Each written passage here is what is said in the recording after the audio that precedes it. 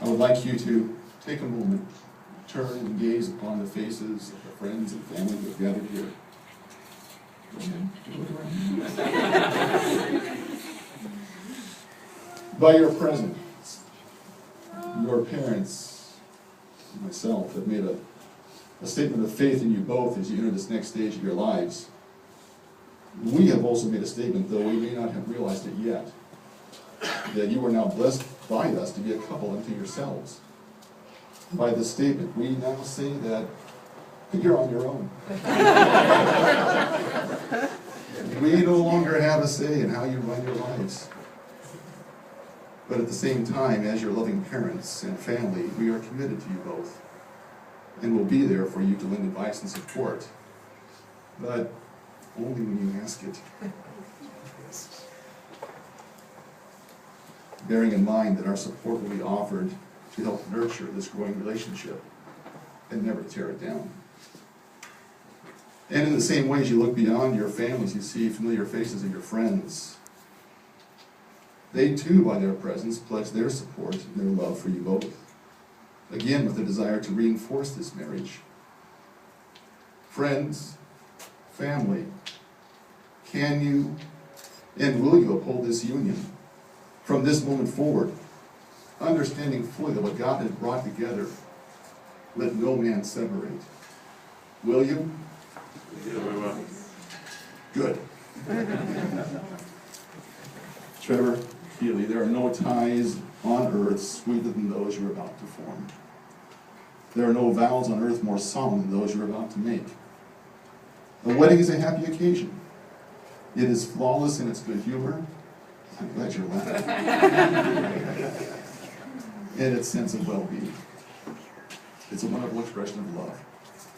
But the days of your marriage will not always be filled with happiness and the joy of today. As you live it out, you will find your relationship has moods and seasons, low times as well as high. From time to time, the delightful spirit of this day will not be with you. For better or for worse is a reality that all marriages must face on occasion.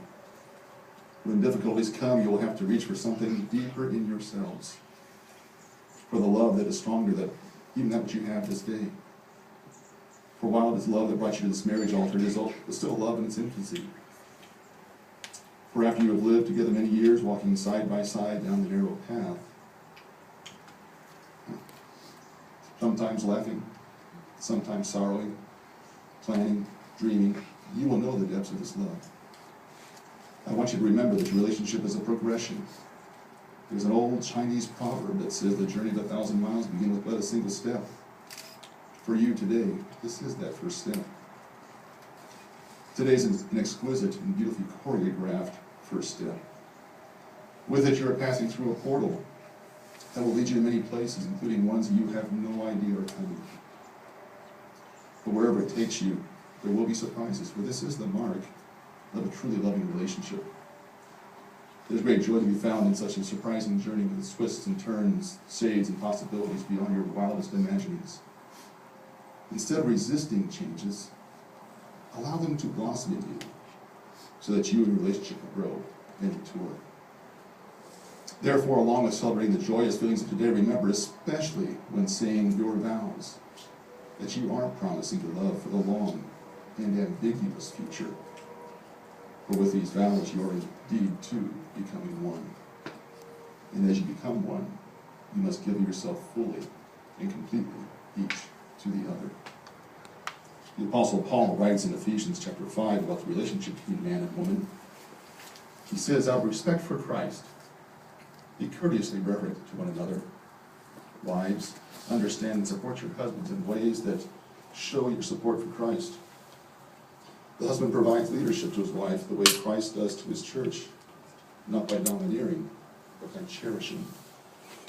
So just as the church submits to Christ as he exercises such leadership, wives should likewise submit to their husbands. But husbands, go all out in your love for your wives, exactly as Christ did for the church. A love marked by giving, not getting.